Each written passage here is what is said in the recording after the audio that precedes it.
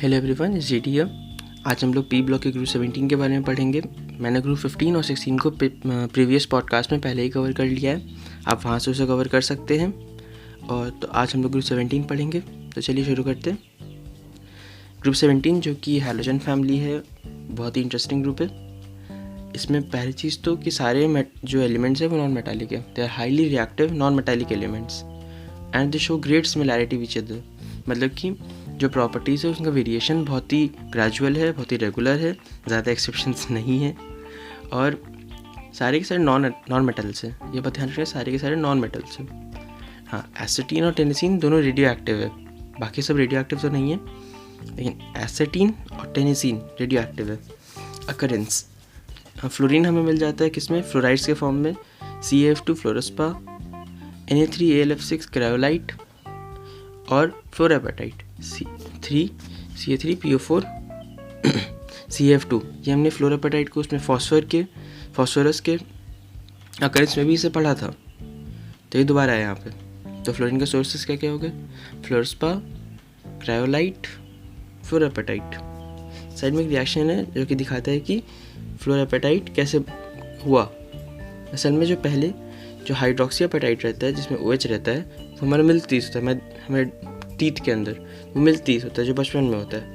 उससे उसमें फ्लोराइड का उसमें चेंजेस आता है तो वो फ्लोरापेटाइट बन जाता है, जो कि परमानेंट टीथ तो काफ़ी स्ट्रॉन्ग होता है। ठीक है, तो फ्लोरापेटाइट कहाँ मिलता है, हमारे परमानेंट टीथ में। Chlorine in sea water as NaCl KCl.MgCl2.6H2 carnallite. Chlorine हम लोग को सी वाटर से मिल जाता है NaCl के फॉर्म में। एक और सोर्स है उसका कार्नालाइट, जो कि मैग्नीशियम का ओर है, उसमें हमें क्लोरीन मिल जाता है।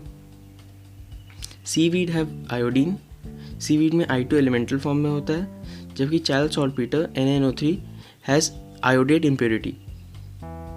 सीवीड जो होते हैं पानी के अंदर उनमें I2 एलिमेंटल फॉर्म में होता है, लेकिन जो चार्ल्स सॉल्टपीटर है NaNO3 सोडियम नाइट्रेट, उसके अंदर सोडियम आयोडेट होता है, मतलब आयोडेट के फॉर्म में मिलता है वहाँ पे। ठीक है, size smallest atomic radii in respective groups.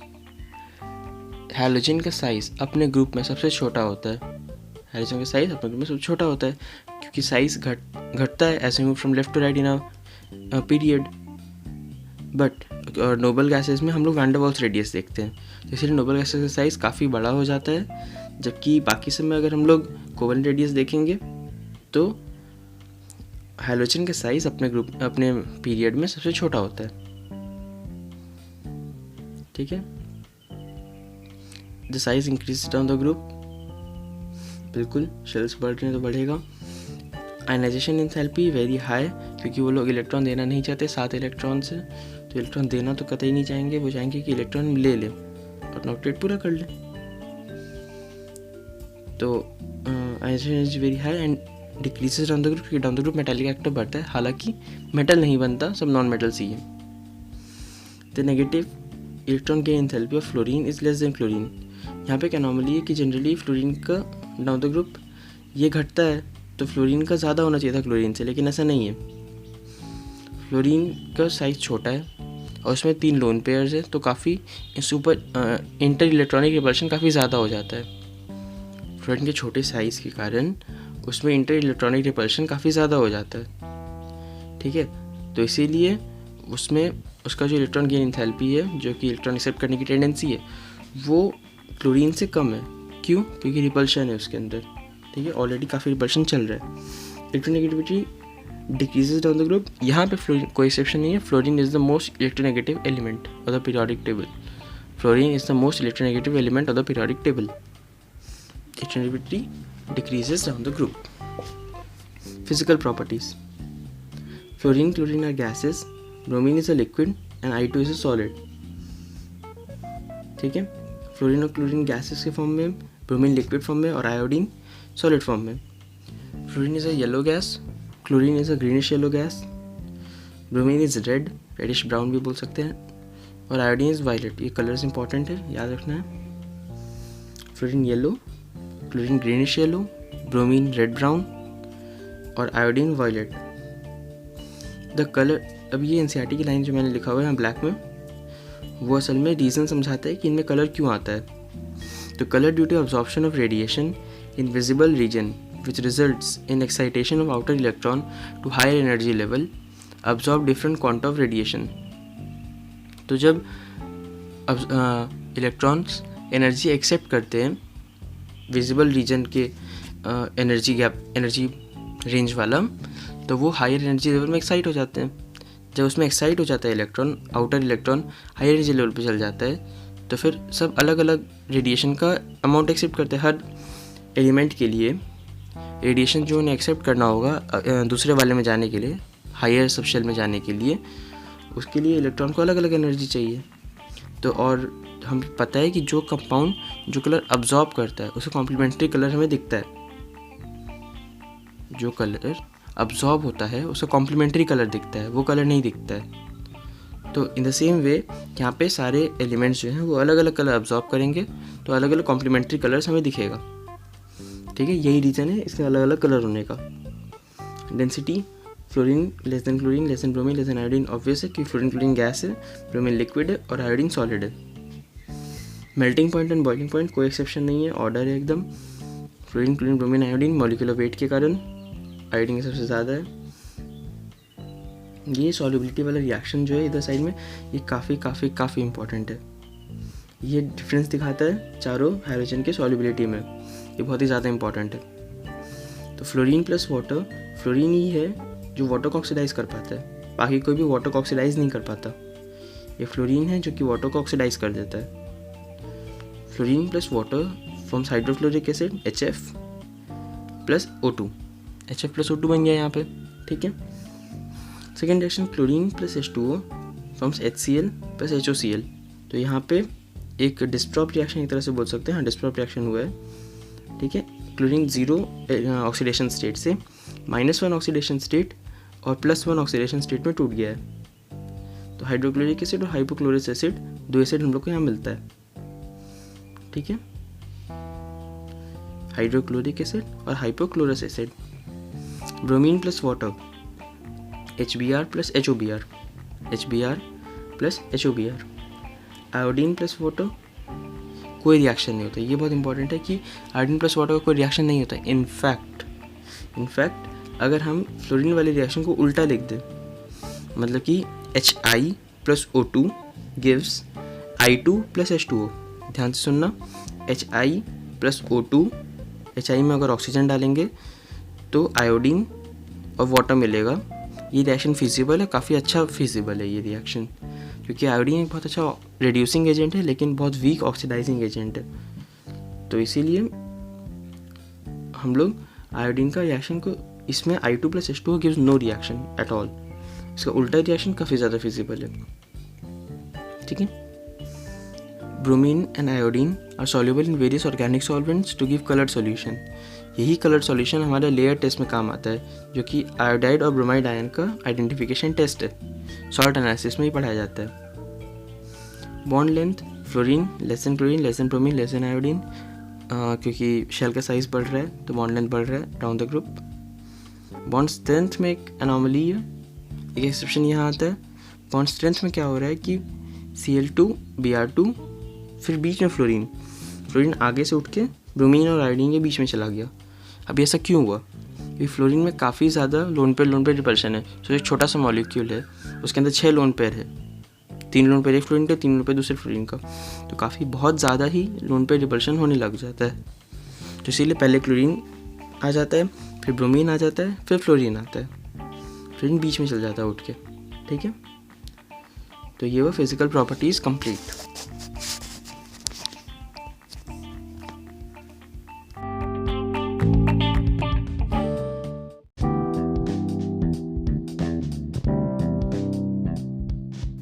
अब हम लोग आते हैं केमिकल प्रॉपर्टीज़ पे. तो केमिकल प्रॉपर्टीज़ में एक ये कॉमन ऑक्सीडेशन स्टेट है इस ग्रुप का -1, क्योंकि सारे एलिमेंट्स इस ग्रुप के दिखाते हैं -1. हाँ, फ्लोरीन के अलावा जो एलिमेंट्स हैं जैसे कि क्लोरीन ब्रोमीन और आयोडीन, वो +1 +3 +5 और +7 भी दिखाते हैं, क्योंकि उनके पास d ऑर्बिटल है तो वो एक्सपैंड कर सकते हैं अपना ऑक्टेट. तो +1 +3 +5 +7. और हाँ, ये भी बात है कि फ्लोरीन काफ़ी ज़्यादा इलेक्ट्रोनेगेटिव है, सबसे ज़्यादा इलेक्ट्रोनेगेटिव एलिमेंट इनफैक्ट. तो वो पॉजिटिव ऑक्सीडेशन स्टेट तो दिखा ही नहीं सकता है. ठीक है. लेकिन जब तक कि ज़बरदस्ती ना पूछे कि फ्लोरीन पॉजिटिव दिखाता है या नहीं, तब तक यही मानना है कि फ्लोरीन पॉजिटिव नहीं दिखाता है। एक्चुअली कंपाउंड एग्जिस्ट करता है जहाँ पे फ्लोरीन +1 में है, क्योंकि ये HOF, ठीक है। HOF एक कंपाउंड है जहाँ पे फ्लोरीन +1 ऑक्सीडेशन स्टेट में है, लेकिन हमें उससे मतलब नहीं है जब तक स्पेसिफिकली HOF ऑप्शन में देख के HOF के बारे में पूछा नहीं जाएगा। हम यही मानेंगे कि फ्लोरीन सिर्फ -1 दिखाता है, ठीक है। एक क्वेश्चन है जो IIT में पहले आया हुआ है, which does not have more than 1 oxygen, मतलब किसमें एक से ज़्यादा ऑक्सीजन स्टेट दिखाने की कैपेसिटी नहीं है। तो ऑप्शंस में से आंसर था सोडियम और फ्लोरीन, तो उसी को रेफरेंस मानते हुए हम यही मानेंगे कि फ्लोरीन सिर्फ एक ही दिखाता है अनलेस एंड अनटिल वो पूछा जाए, ठीक है। Fluorine is the strongest oxidising halogen. A halogen oxidises halide ions of higher atomic number, मतलब जो ग्रुप है उसमें जो ऊपर वाला हैलोजन है वो नीचे वाले हैलोजन को ऑक्सीडाइज कर सकता है। फ्लोरीन क्लोरीन ब्रोमीन आयोडीन तीनों को कर सकता है, क्लोरीन ब्रोमीन और आयोडीन को कर सकता है, ब्रोमीन आयोडीन को कर सकता है, ऐसे करके अपने नीचे वाले को कर सकता है ऑक्सीडाइज। रिएक्शन नीचे दिया हुआ है, F2 + 2x- gives to F- + X2, इसमें X है chlorine bromine iodine. Similarly chlorine वाले केस में X है ब्रोमीन और आयोडीन, और ब्रोमीन वाले केस में X है सिर्फ आयोडीन, ठीक है। Reducing nature, fluoride less than chloride less than bromide less than iodide. तो ये रिड्यूसिंग नेचर का ऑर्डर भी काफ़ी इंपॉर्टेंट, बहुत जगह केमिस्ट्री में काम में आता है कि iodide is the strongest reducing agent in this group, फिर ब्रोमाइड, फिर क्लोराइड, फिर fluoride. Fluoride is better oxidising agent in chloride as bond association energy of fluoride is less and hydration energy of fluoride ion is more even though electron gain enthalpy of minus is more. देखो तो बात यहाँ पे ये है कि हमने ऊपर पढ़ा था कि इलेक्ट्रॉन गेन एंथैल्पी क्लोरीन का ज़्यादा होता है फ्लोरीन से। तो सवाल बनता है कि जब ऑक्सीडाइजिंग कैरेक्टर देखेंगे तो ऑक्सीडाइजिंग कैरेक्टर किसका ज़्यादा होगा, F- का या Cl- का। तो यहाँ पे F- का ही ऑक्सीडाइजिंग कैरेक्टर ज़्यादा है। क्यों? क्योंकि इसमें ऑक्सीडाइजिंग कैरेक्टर में 3 चीज़ें की ज़रूरत पड़ती है। एक तो बॉन्ड टूटना चाहिए आपको, F2 F और F में टूटना चाहिए, तो बॉन्ड एसोसिएशन एंथैल्पी। दूसरा आपका electron gain enthalpy, electron gain करके माइनस चार्ज F- बनाना चाहिए। और अगला स्टेप होता है उसका हाइड्रेशन, क्योंकि वो वाटर एक्वस मीडियम में होता है बेसिकली। तो भले ही क्लोरीन का इलेक्ट्रॉन गेन एंथैल्पी ज़्यादा हो फ्लोरीन से, वहाँ पे क्लोरीन डोमिनेट करता है, लेकिन जो बाकी 2 फैक्टर्स है बॉन्ड एसोसिएशन एंथैल्पी, हमें पता है फ्लोरीन का बॉन्ड वीक है तो वो जल्दी टूटेगा, तो बॉन्ड एसोसिएशन एंथैल्पी फ्लोरीन का कम होता है, तो वहाँ पे फ्लोरीन को फेवर मिल गया। अगला step hydration energy. Hydration energy depends upon charge upon size, ठीक है। चार्ज दोनों पे सेम है -1, फ्लोरीन का साइज़ छोटा है तो उसका हाइड्रेशन एनर्जी ज़्यादा होगा, तो हाइड्रेशन एनर्जी भी फ्लोरीन का ज़्यादा, तो 2 फैक्टर फ्लोरीन के सपोर्ट में है, तो इसीलिए हम लोग बोलेंगे कि fluorine is a better oxidising agent than chlorine, ठीक है। ये बात याद रखने का है।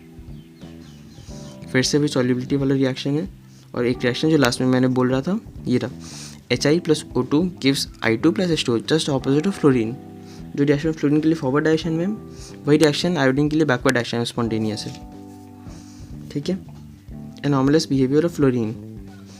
अब सेकेंड पीरियड वाले सारे एलिमेंट्स की ये नाटक है कि कुछ ना कुछ एनॉमली शो करेंगे वो, तो वो क्या क्या है देख लेते हैं। Ionisation energy, electronegativity and electrode potential are greater than expected. Ionization energy, electronegativity and E0 मतलब electrode potential are greater than expected. Radius, melting point, boiling point, bond dissociation enthalpy, electron gain enthalpy are less than expected. ठीक है।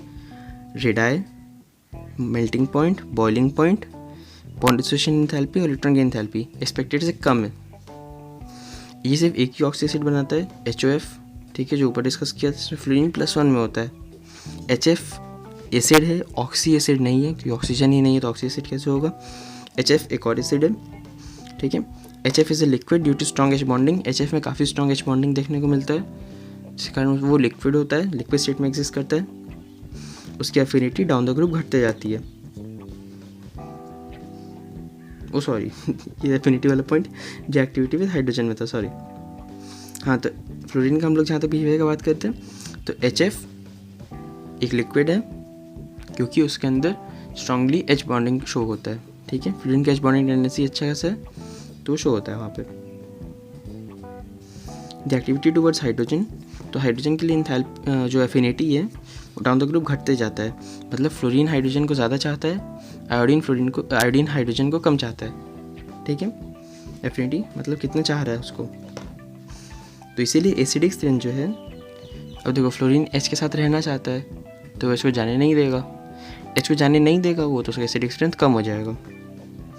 और HI जैसे, HI क्या करेगा, वो hydrogen के साथ रहना नहीं चाहता, ज़बरदस्ती मान लो कोई बॉन्ड बना दिया तो जैसे ही मौका मिलेगा वो अपना H दे देगा कि जाओ ले जाओ। तो इसीलिए एसिडिक स्ट्रेंथ ज़्यादा है HI का और सबसे कम है HF का। इसका उल्टा एकदम ऑर्डर है बॉन्ड स्ट्रेंथ का, ऑफिस दिख रहा है कि HF greater than HCl HBr greater than HI। ठीक है, मेल्टिंग पॉइंट बॉइलिंग पॉइंट में अमोनिया का जैसे याद है, अमोनिया में भी एक एक्सेप्शन था, एक्सेप्शन के अंदर एक्सेप्शन था, वैसे यहाँ पे भी है। मेल्टिंग पॉइंट में HF HI के जस्ट पीछे रह जाता है। ठीक है, HF HI के जस्ट पीछे रह जाता है, और बॉइलिंग पॉइंट में HF HI के आगे आ जाता है। H बॉन्डिंग के कारण, दोनों H बॉन्डिंग के कारण ही हो रहा है। मैंने साइड में अमोनिया वाला ऑर्डर भी लिख दिया ताकि एक रेफरेंस के तौर पे याद रहे कि क्या डिफरेंस है दोनों के अंदर। देखो मेल्टिंग पॉइंट में HF एक्सेप्शन में एक्सेप्शन है, और बॉइलिंग पॉइंट में अमोनिया एक्सेप्शन में एक्सेप्शन है। ठीक है, मेल्टिंग पॉइंट HF का second highest, boiling point HF का हाईएस्ट, मेल्टिंग पॉइंट अमोनिया का हाईएस्ट, बॉइलिंग पॉइंट अमोनिया का सेकंड हाईएस्ट।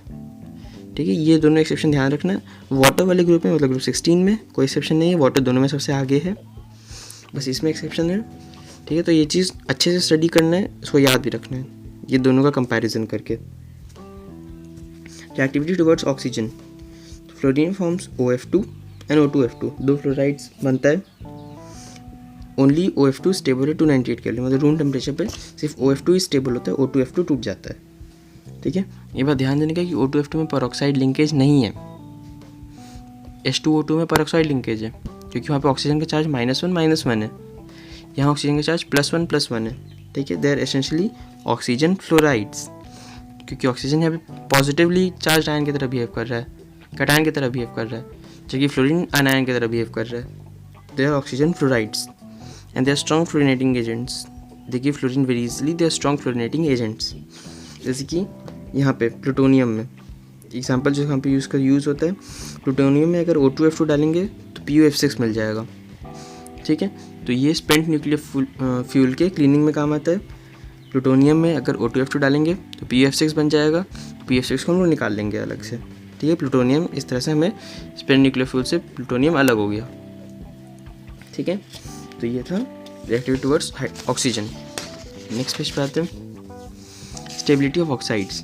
ये भी एक एनॉमली है, यहाँ पे भी लिखा हुआ है, मिडिल एनॉमली इसका नाम है, स्टेबिलिटी ऑफ ऑक्साइड्स। इसका याद करने का ऑर्डर है आई कल बाहर, आई कल बाहर, कौन है पता नहीं, आई कल बाहर। तो इसको बोलते हैं मिडिल एनॉमली। उसमें रीज़न यहाँ पे नीचे लिखा हुआ है कि आयोडीन सबसे आगे है क्योंकि इसका बॉन्ड का पोलराइजेबिलिटी सबसे ज़्यादा है। ठीक है, greater polarisation of bond, size बड़ा है तो पोलराइजेशन ज़्यादा होगा। ठीक,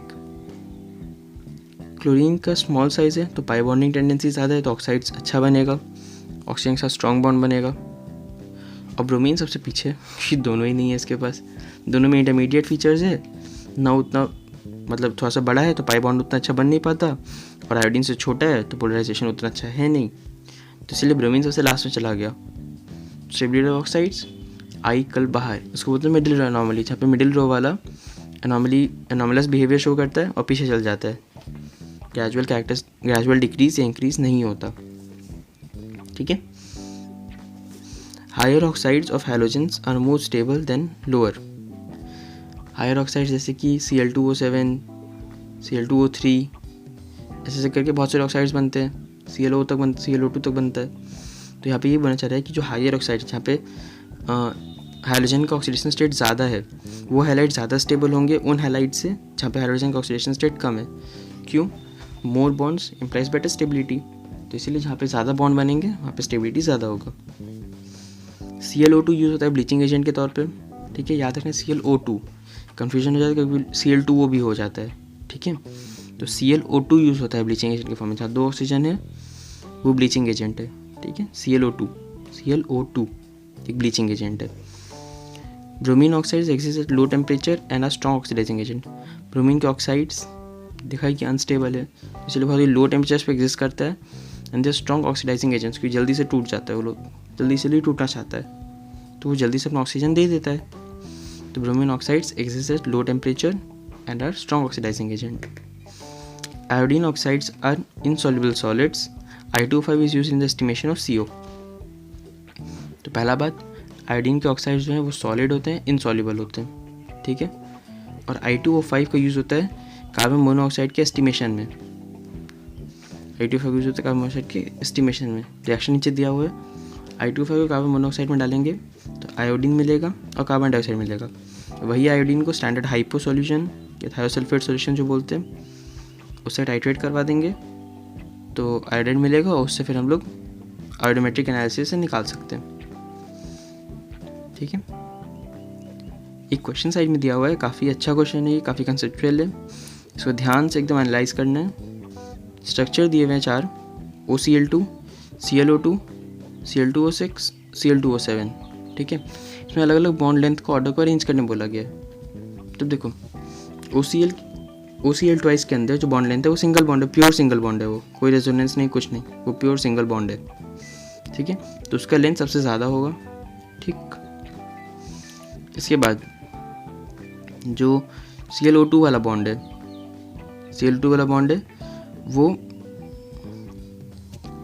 डबल बॉन्ड तो दिख रहा है लेकिन उसमें गड़बड़ है, उसमें एक ऑड इलेक्ट्रॉन है ऊपर, अगर दिख रहा हो तो एक ऑड इलेक्ट्रॉन है।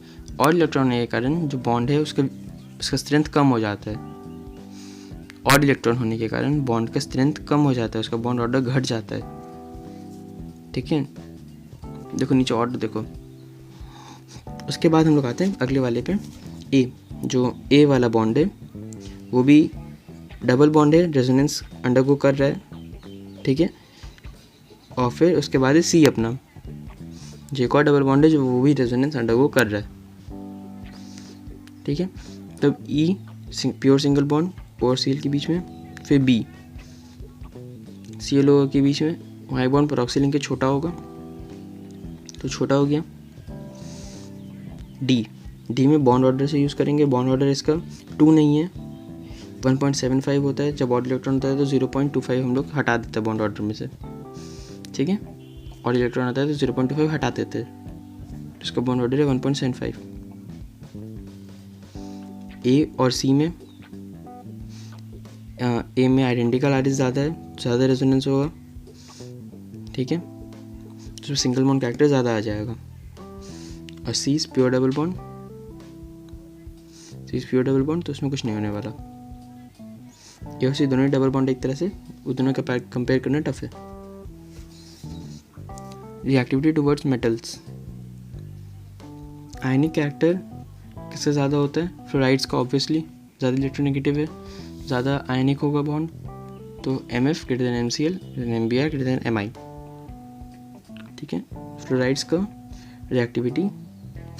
आयनिक कैरेक्टर फ्लोराइड्स का ज़्यादा होता है compare to bromides, chlorides, iodides, okay. Covalent character का यहाँ पे काफ़ी एग्जांपल दिए हुए हैं। यहाँ पे एक चीज़ कॉमन दिख रहा है कि जैसे जैसे ऑक्सीडेशन स्टेट बढ़ता है, 10 का ऑक्सीडेशन स्टेट पहले वाले में +4 और +2 है, जिसका +4 है उसका कोवेलेंट कैरेक्टर ज़्यादा है। फिर लेड +4 वाले का कोवेलेंट कैरेक्टर ज़्यादा है।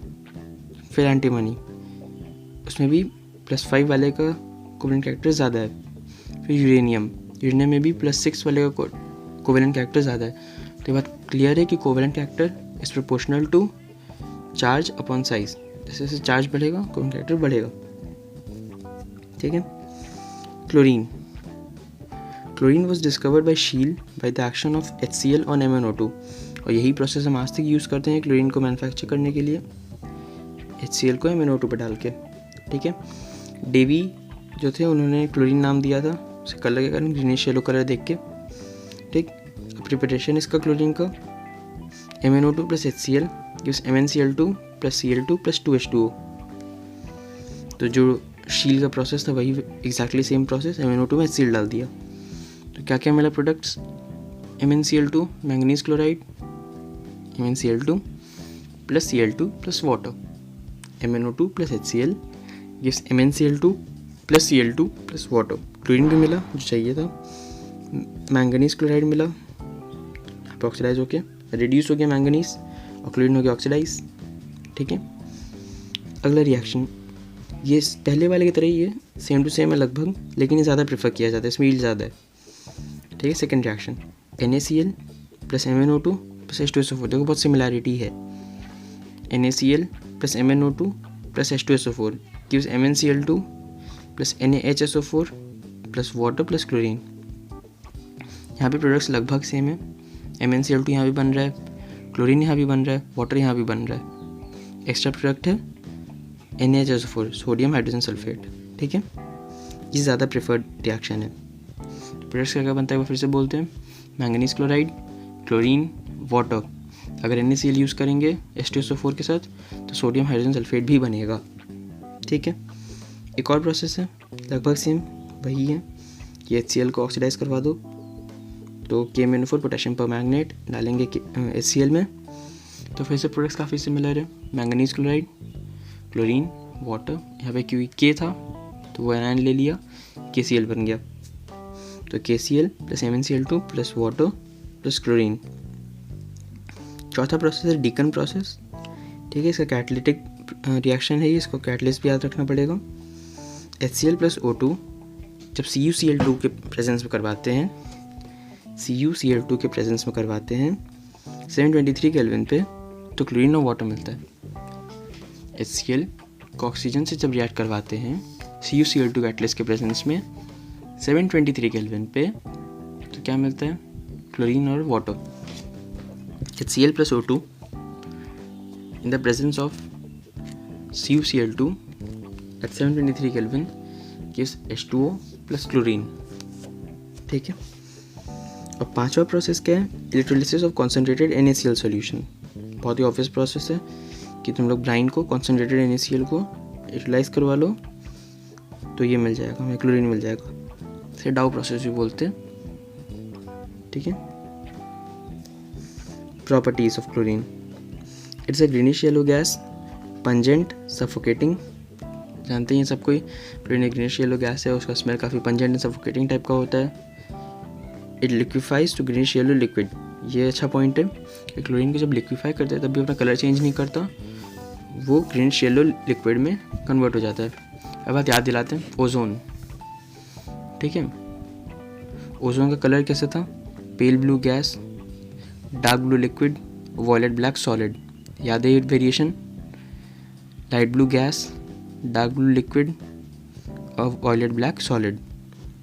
ठीक है, यहाँ पे क्लोरीन के कुछ रिएक्शंस दिया हुआ है, P4 प्लस Cl2 PCl3। ठीक, fluorine plus iron plus Cl2 FeCl3। ये रिएक्शन इंपॉर्टेंट है जो अगला वाला है, S8 प्लस Cl2 डालेंगे तो H2Cl2 बना, सल्फर मोनोहेलाइड का डाइमर। ये पढ़ा था सल्फर में, सल्फर मोनोहेलाइड का डाइमर। तो ये याद रखने की बात है कि यहाँ पे क्या बनता है, H2Cl2।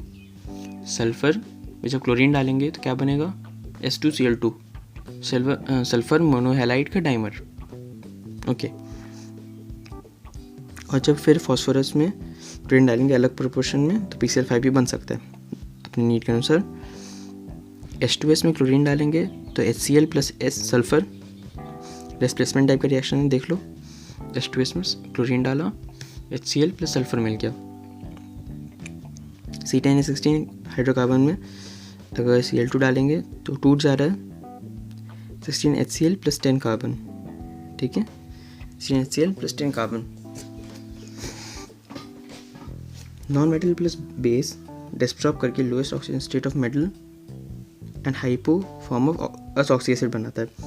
ये इंपॉर्टेंट कंसेप्ट है, यहाँ पे ये याद रखना होगा, मतलब कि ये इन जनरल बहुत जगह से अप्लाई होता है कि नॉन मेटल में अगर बेस डालेंगे, एक नॉन मेटल में अगर बेस डालते हैं तो दो प्रोडक्ट बनता है। एक तो मेटल का जो नॉन मेटल का जो लोएस्ट ऑक्सीडेशन स्टेट है वो अटेन हो जाता है एक प्रोडक्ट में।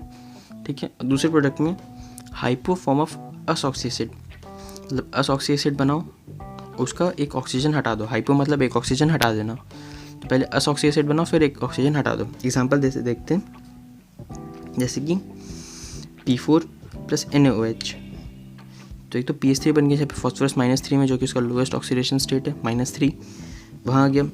और NaH2PO2, ठीक है, सोडियम हाइड्रोजन फॉस्फाइड।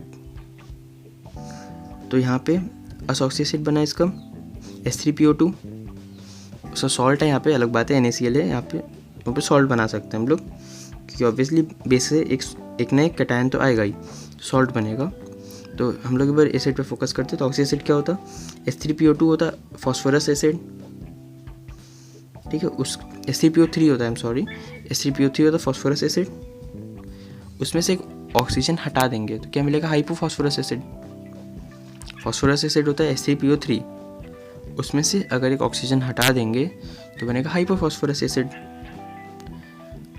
ठीक है। तो ये एक एग्जांपल हुआ। अलग एग्जांपल हुआ chlorine plus NaOH cold and dilute. यहाँ गौर करने के बाद है, कोल्ड एंड डाइल्यूट और हॉट और कॉन्सेंट्रेटेड पे अलग अलग प्रोडक्ट्स बनता है। तो chlorine plus NaOH cold and dilute में NaCl plus NaOCl, NaCl plus NaOCl, ठीक है, NaCl OCl। यहाँ पे अगला वाला देखते हैं तो समझ में आएगा।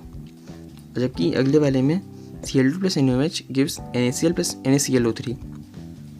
याद रखने का तरीका, कूल डाइल्यूट में ऑक्सीजन कम है, ज़्यादा विगरस रिएक्शन नहीं हुआ तो NaOCl बना, और हॉट एंड कंसनट्रेटेड में विगरस रिएक्शन हुआ, ऑक्सीजन ज़्यादा बना तो NaCl प्लस NaClO3 हो गया इसमें, हॉट एंड कंसनट्रेटेड में। और कोल्ड डाइल्यूट में क्या होगा, कोल्ड डाइल्यूट में क्या होगा, NaCl प्लस NaOCl, यहाँ पे ऑक्सीजन एक ही है, NaCl प्लस NaOCl मतलब कोल्ड एंड डाइल्यूट, और NaCl plus NaClO3 means hot and concentrated. हाँ, NaClO3, OCl3 मत करना, बहुत कॉमन मिस्टेक है, NaClO3, ठीक है। With dry slaked lime chlorine reacts, ठीक है, तो ब्लीचिंग पाउडर बनता है। जब हम लोग ड्राई स्लेक्ट लाइम में क्लोरीन को रिएक्ट करवाते हैं तो ब्लीचिंग पाउडर बनता है। कैसे, कैल्शियम हाइड्रोक्साइड में क्लोरीन डालें तो CaOCl2 बन गया, कैल्शियम क्लोराइड बन गया और वाटर बन गया। अब ये जो तुम्हारा पूरा रिएक्शन है, जब ब्लीचिंग पाउडर का कोई फॉर्मूला पूछे तुमसे ब्लीचिंग पाउडर क्या होता है, एक काम करो पूरा रिएक्शन लिख दो डॉट डॉट करके। देखो नीचे प्रोडक्ट ब्लीचिंग पाउडर का फॉर्मूला लिखा हुआ है CaOCl twice CaCl twice .2H2O .CaOH whole twice, मतलब क्लोरीन को छोड़ के पूरा रिएक्शन लिख दो इसमें, ठीक है। ब्लीचिंग पाउडर क्या है, CaOCl twice .CaCl twice .CaOH whole twice .2H2O, ठीक है, ये अपना bleaching powder. Methane plus chlorine in the presence of UV radiation, ठीक है, ये क्लोरीनेशन है मीथेन का। Methane plus chlorine in UV radiation CH3Cl plus HCl, okay, CH3Cl plus HCl। And alkene में जो क्लोरीन डालेंगे ऑलमोस्ट कलरलेस होता है क्लोरीन सॉल्यूशन, पानी के अंदर ही ग्रीनिश येलो टिंज रहता है बस। रूम टेम्परेचर पे जब डालेंगे तो वो अनसैचुरेशन उसका हट जाएगा, CH2Cl बन जाएगा, तो वो भी कलरलेस ही बनता है लगभग। तो इसीलिए हम लोग जब अनसैचुरेशन ऑफ एल्कीन डिटेक्ट करना होता है तो हम लोग ब्रोमीन टेस्ट करते हैं, क्लोरीन टेस्ट नहीं करते, पता है इसीलिए कि ब्रोमीन टेस्ट क्यों करते हैं, ब्रोमीन वाटर से टेस्ट करते हैं कि ब्रोमीन पहले रेडिश ब्राउन होता है और फिर कलरलेस होता है, कि एक क्लियर चेंज है, चेंज इज़ विजिबल। लेकिन क्लोरीन में वो चेंज उतना विजिबल नहीं होता, इसके कारण हम लोग क्लोरीन को यूज़ नहीं करते, ब्रोमीन को यूज़ करते हैं। Chlorine plus water gives HOCl plus HCl। Chlorine ऊपर हमने पहले ही रिएक्शन पढ़ा था, ये क्लोरीन को वाटर में डिसॉल्व करते तो कैसे बनता है, तो येलो कलर का क्लोरीन मॉइस्चर के प्रेजेंस में कलरलेस हो जाता है। HOCl plus HCl is colourless thing, ठीक है। HOCl टूट के नेसेंट ऑक्सीजन देता है, क्या देता है, नेसेंट ऑक्सीजन। वो नेसेंट ऑक्सीजन किसी भी कलर सब्सटेंस को कलरलेस में बदल देता है, ठीक है। वो नेसेंट ऑक्सीजन क्या करता है, किसी भी कलर सब्सटेंस को कलरलेस में बदल देता है। If colour substance given only then O2 evolves. अगर कलर सब्सटेंस नहीं होगा तो O2 इवॉल्व नहीं होगा, HOCl जैसा है HOCl की तरह ही रहेगा। कलर सब्सटेंस है तो वो नेसेंट ऑक्सीजन रिएक्ट करके तो कलरलेस करेगा और O2 गैस इवॉल्व होगा, ओके। हाँ, यहाँ पे एक सवाल पूछा जाता है कि क्लोरीन के साथ क्या इंपॉर्टेंट है ब्लीचिंग के लिए, तो उसका आंसर है मॉइस्चर।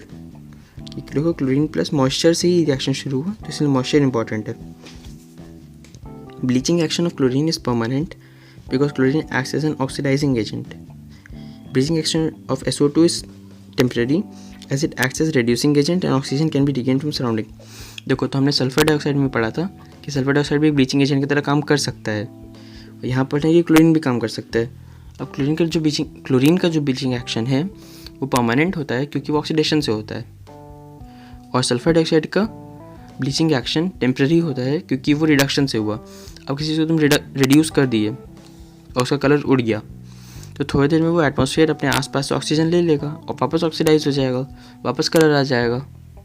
लेकिन क्लोरीन वाले केस में सब पॉसिबल नहीं क्योंकि हमने ऑक्सीडाइज करके ही उसका कलर उड़ाया है, तो ऑक्सीजन और तो ले नहीं सकता था आसपास से. ठीक है, तो सिर्फ क्लोरीन का ब्लीचिंग को परमानेंट मानते हैं और SO2 का ब्लीचिंग को टेम्प्रेरी मानते हैं. ओके, और भी कुछ रिएक्शन है क्लोरीन का. Fe+2 क्लोरीन जहाँ पे ऑक्सीडाइजिंग एजेंट की तरह काम कर रहा है. ठीक है, Fe+2 Fe+3 + HCl सल्फाइड को सल्फेट बना दिया, SO2 को सल्फेट बना दिया. एक और रिएक्शन जो इंपॉर्टेंट है, iodine plus chlorine plus water. ये रिएक्शन काफ़ी इंपॉर्टेंट है. Iodine plus chlorine plus water जब तीनों को एक साथ डालेंगे तो HiO3 आयोडिक एसिड, क्या बोलते हैं इसको, iodic acid. HiO3 is iodic acid plus HCl बनता है. आयोडीन, क्लोरीन और वाटर को मिला के जब बनाते हैं तो आयोडिक एसिड प्लस HCl बनता है. आयोडिक एसिड क्या होता है, HiO3. एक्स्ट्रा इन्फॉर्मेशन यहाँ पे, पैरायोडिक एसिड क्या होता है, HiO4. पैरायोडिक एसिड क्या होता है, HiO4. यहाँ पे दो रिएक्शन जो कि और भी इंपॉर्टेंट है, कॉन्ट्रास्ट है. SO2 + Cl2 चारकोल के प्रेजेंस में SO2 Cl2 बनाता है. सल्फर डाइऑक्साइड और क्लोरीन चारकोल के प्रेजेंस में सल्फ्यूराइल क्लोराइड, क्या नाम है, सल्फ्यूराइल क्लोराइड. SO2 और Cl2 चारकोल के प्रेजेंस में ये टंग ट्विस्टर बनाते हैं, सल्फ्यूराइल क्लोराइड. और SO2 और Cl2 वाटर के प्रेजेंस में अच्छे रिएजेंट्स की तरह प्यार से H2SO4 और HCl बना देते हैं, जहाँ पे SO2 एक रेड्यूसिंग एजेंट की तरह काम करता है और क्लोरीन एक ऑक्सीडाइजिंग एजेंट की तरह काम करता है. तो SO2 + Cl2 in the presence of water forms H2SO4 + HCl. ठीक है, इसमें कोई गड़बड़ नहीं होना चाहिए. चारकोल रहेगा तभी सल्फ्यूराइल क्लोराइड, वरना H2SO4 + HCl. यूजेस क्लोरीन का अभी हमने पढ़ा ब्लीचिंग में यूज़ होता है. तो bleaching action, bleaching wood pulp, cotton and textiles, extraction of gold and platinum, manufacture of carbon tetrachloride, CaCl3 chloroform, DDT dichloro diphenyl trichloro ethyl, para dichloro diphenyl trichloro ethane, DDT का full form.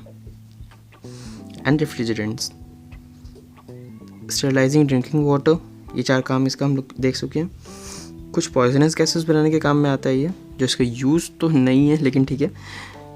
Prepare poisonous gases, phosgene जैसे हुआ COCl2, बगल में लिखा हुआ structure भी है तीनों का. फॉस्जीन COCl2, उसके अंदर 8 लोन पेयर होता है मिला जुला के. Mustard gas Cl CH2 sulphur, CH2 Cl. Symmetry एक Cl CH2 sulphur, CH2 sulphur chlorine, बीच में सल्फर दोनों साइड CH2 Cl. ठीक है, बीच में सल्फर दोनों साइड CH2 Cl. ये क्या है, मर्डर गैस नहीं, मस्टर्ड गैस, सॉरी ये मस्टर्ड गैस है, इसको वर्ल्ड वॉर में यूज़ किया गया था. ठीक है, ये मस्टर्ड गैस. तीसरा गैस CCl3NO2, टीयर गैस इसको बोलते हैं, CCl3NO2, ये टीयर गैस. इसके अंदर होता है 14 लोन पेयर. तो फिर से पढ़ेंगे, फॉस्जीन क्या होता है, COCl2 mustard gas, sulphur CH2 Cl दोनों साइड में, CH2 Cl दोनों साइड में. ओके, और फिर उसके बाद आता है टीयर गैस क्या है, CCl3NO2. ओके, तो यहाँ हम लोग का क्लोरीन ख़त्म होता है.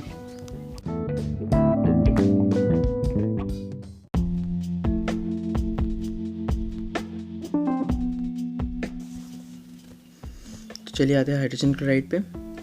ठीक है, HCl इसका प्रिपरेशन कैसे होता है, NaCl प्लस H2SO4 तो हम लोग 420 केल्विन पर अगर रिएक्ट करवाएंगे तो sodium hydrogen sulphate plus HCl बनेगा।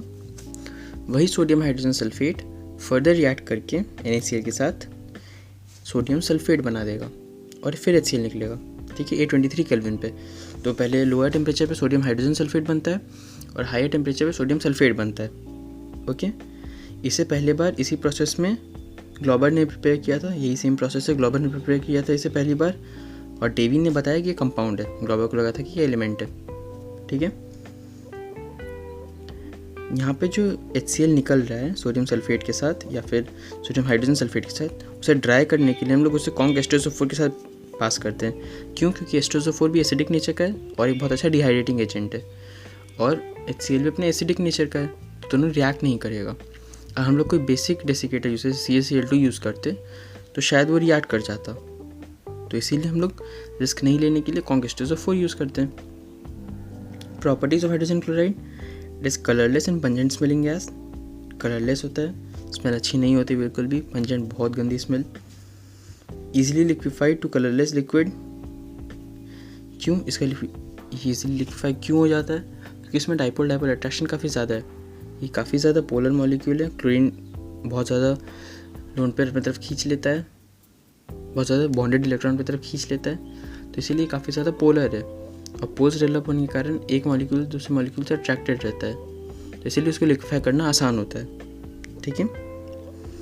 It freezes to form a white crystalline solid.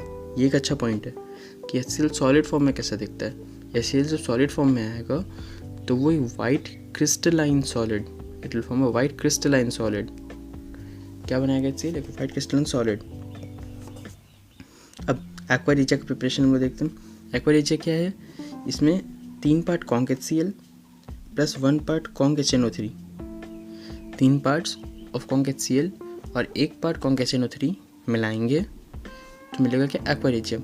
Aqua reaction क्या करता है? वो क्लोराइड आयन को फर्निश करता है, नेसेंट क्लोरीन फर्निश करता है एक्चुअली, ठीक है। तो नेसेंट क्लोरीन जो फर्निश करता है वो बहुत ही नोबल मेटल्स जैसे कि गोल्ड और प्लैटिनम तक को रिएक्ट कर जाता है। ये नेसेंट क्लोरीन काफ़ी ज़्यादा रिएक्टिव है, तो इसीलिए बगल में रिएक्शन दिया हुआ है। गोल्ड में अगर ये एक्वा रिएक्शन मिक्सचर डालेंगे तो क्लोरीन निकल रहा है, देखा हुआ है, तो AuCl4 plus NO plus H2O बनता है। प्लैटिनम में PtCl6 2 minus plus NO plus H2O बन जाता है, ठीक है।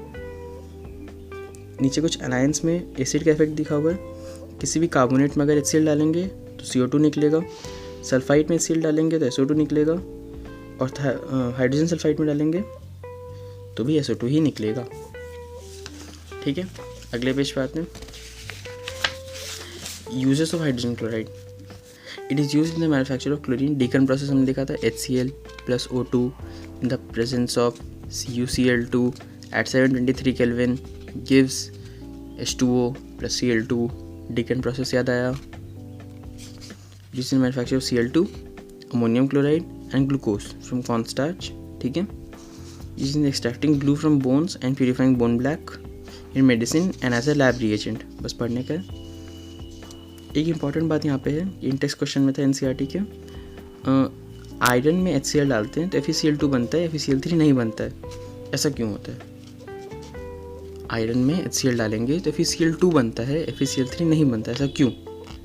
NCERT कहता है, NCERT के इंडेक्स क्वेश्चन के आंसर में लिखा हुआ है कि liberation of hydrogen prevents the formation of FeCl3। अब ठीक है, NCERT बोल रहा है तो मानते हैं, लेकिन ये कोई लॉजिकल रीज़न समझ में नहीं आ रहा कि H2 के लिबरेट होने से FeCl3 का प्रिवेंशन के फॉर्मेशन में क्या फ़र्क पड़ा। एक दूसरा कारण जो हम लोग देख सकते हैं वो है E0 वैल्यूज़।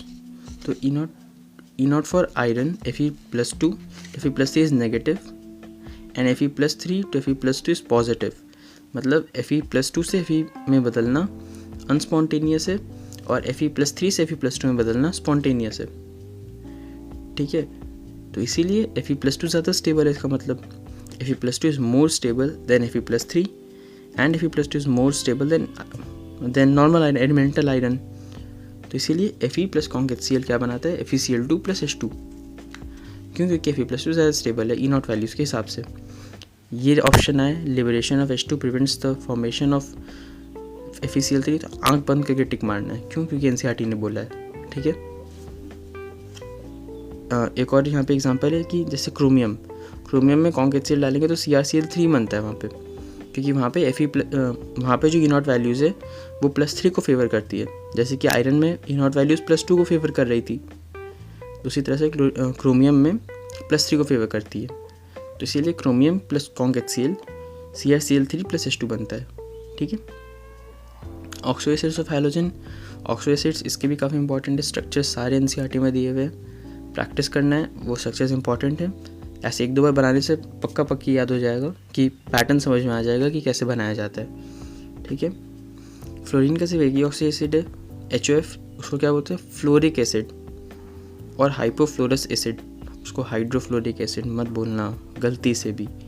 HOF क्या है fluoric acid, fluoric HOF fluoric, और हाइपोफ्लोरस एसिड, और अपना HF क्या है तब तुम पूछोगे HF क्या है, HF है हाइड्रोफ्लोरिक एसिड, HF क्या है हाइड्रोफ्लोरिक एसिड, और HOF क्या है फ्लोरिक एसिड या फिर hypofluorous acid. Okay. Others have most oxy acid stable in aqua solution और सॉल्ट्स ओनली, मतलब कि फ्लोरीन के अलावा जो बाकी हैं उनका जो ऑक्सी एसिड्स है या तो एक्वा सॉल्यूशन या फिर सॉल्ट्स में एग्जिस्ट करता है, तो सॉलिड फॉर्म या ऐसे अलग से एग्जिस्ट नहीं करता। ठीक है। ऑप्शन काफ़ी सारे एसिड्स का नाम लिखा हुआ है यहाँ पे, सबके स्ट्रक्चर NCERT में प्रैक्टिस करना है। Interhalogen compounds, the neutral compound made from 2 different halogens are called interhalogen compounds. ठीक है। The neutral compound made from 2 different halogen are called what interhalogen compounds. Neutral compound होना ज़रूरी है, ये जनरली XYN के फॉर्म में होता है, जहाँ पे X is the less electronegative halogen, मतलब जो एक होता है वो लेस इलेक्ट्रोनेगेटिव सेंट्रल एटम जो होगा, और Y is more electronegative more electronegative halogen. Okay. यहाँ पे N ऑड नंबर्स ले सकते हैं 1, 3, 5, 7।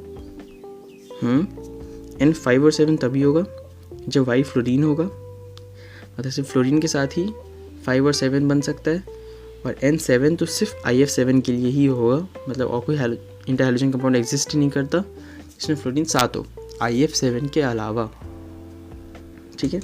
एक बार एक्साइटेड स्टेट्स के बारे में देख लेते हैं। तो हैलोजन के ग्राउंड स्टेट में उसके 2p ऑर्बिटल एक खाली रहता है, एक इलेक्ट्रॉन कम रहता है ऑक्टेट से। फर्स्ट एक्साइटेड स्टेट में 3 unpaired electron, second excited state में 5 अनपेयर्ड इलेक्ट्रॉन, और थर्ड एक्साइटेड स्टेट में 7 अनपेयर्ड इलेक्ट्रॉन। ठीक है। तो सेंट्रल एटम में जो X है वो किसी भी स्टेट में हो सकता है, ground state, first excited state, second excited state और थर्ड एक्साइटेड स्टेट, जबकि जो मोर इलेक्ट्रोनेगेटिव हैलोजन है वो हमेशा ग्राउंड स्टेट में ही होगा, वो हमेशा -1 में ही होगा। ओके। यहाँ पे जो इंटरहैलोजन कंपाउंड है सबका नाम दिया हुआ है, याद रखने का बात है टोटल 14 इंटरहैलोजन कंपाउंड है, कॉमन क्वेश्चन है।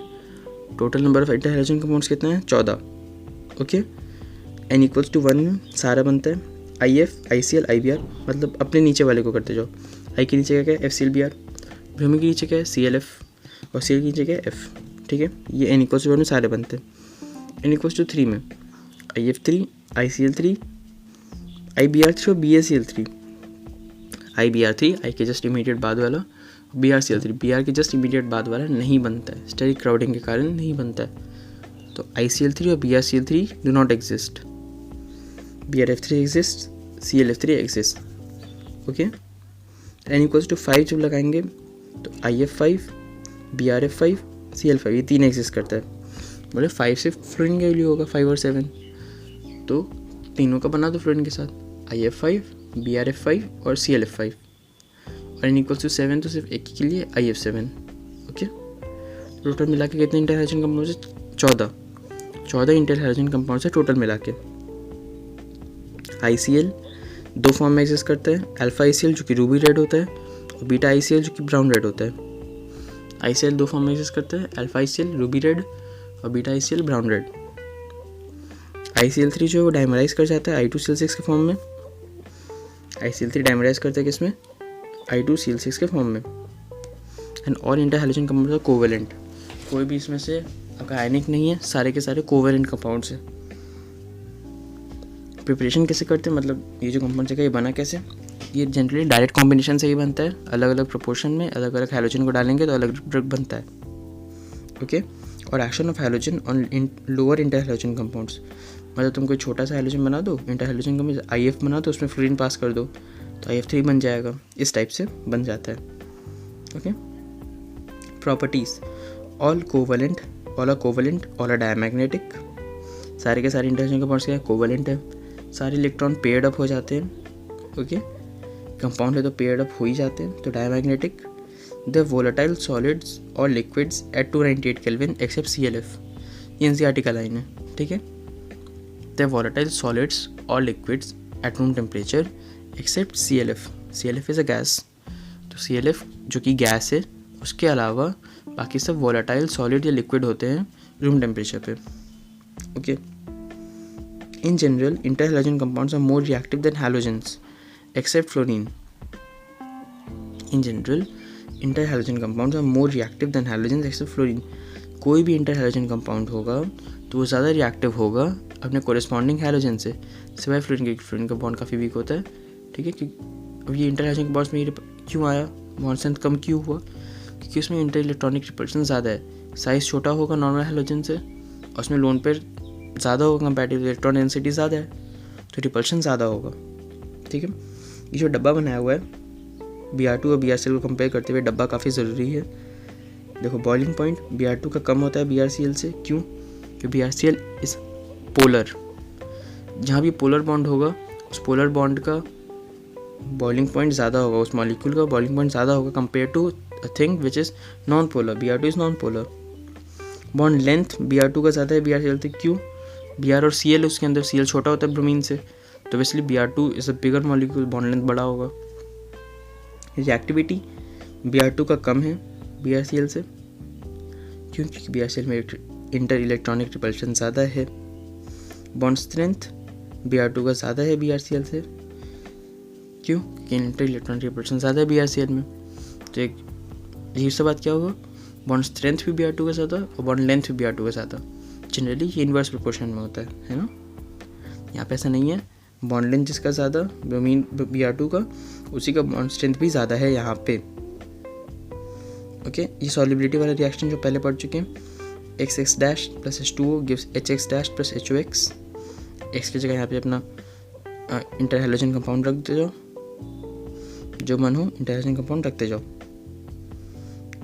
देखो जब XS' रखेंगे तो हाइपोहैलाइड बनता है, XS'3 रखेंगे तो हैलाइट बनता है, XS'5 रखेंगे तो हैलेट बनता है। यहाँ पे जो HOX है, ठीक है, यहाँ पे इसका अलग अलग फॉर्म बनते जाता है, HOX सर्वाइव नहीं बनेगा। XS' था तो हाइपोहैलाइट, यानी कि हाइपो मान लो ब्रोमीन है तो हाइपरब्रोमाइट, इसके बाद ब्रोमाइट, फिर ब्रोमेट, फिर परब्रोमेट। ओके, इस तरह से हम लोग देख सकते हैं, जैसे ऑक्सीडेशन स्टेट बढ़ेगा प्रोडक्ट का भी ऑक्सीडेशन स्टेट बढ़ेगा, ठीक है। इंटर हैलोजन कंपाउंड्स का uses, there uses non aqueous solvents, there uses solvents, मतलब नॉन एक्वस सॉल्वेंट्स, यहाँ पे वाटर का हमें ज़रूरत नहीं है, non aqueous solvents. ClF3 and BrF3 are used in production of UF6 during the enrichment of 235 uranium.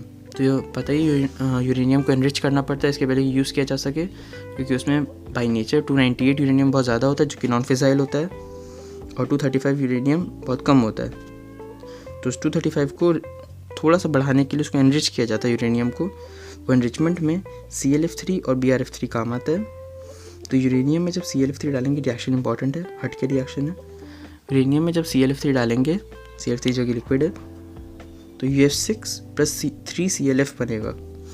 Product पे ध्यान दो, क्या बनता है, UF6 + 3ClF। ClF भी बनता है, एक और इंटर हैलोजन कंपाउंड प्रोडक्ट में बन रहा है, ठीक है।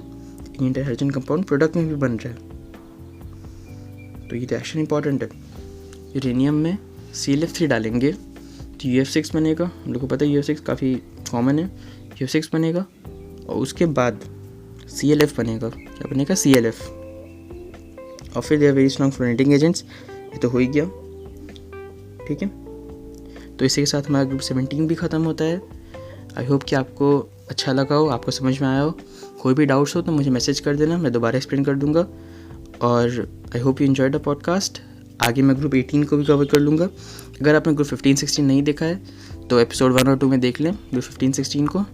मैं जैसे जैसे हो सके वीडियो पॉडकास्ट डालते जाऊँगा, डी ब्लॉग पे, एफ ब्लॉग पे, एस ब्लॉग पे, जैसे जैसे होगा मैं कवर करता जाऊँगा। Thank you so much for giving your time and have a great day.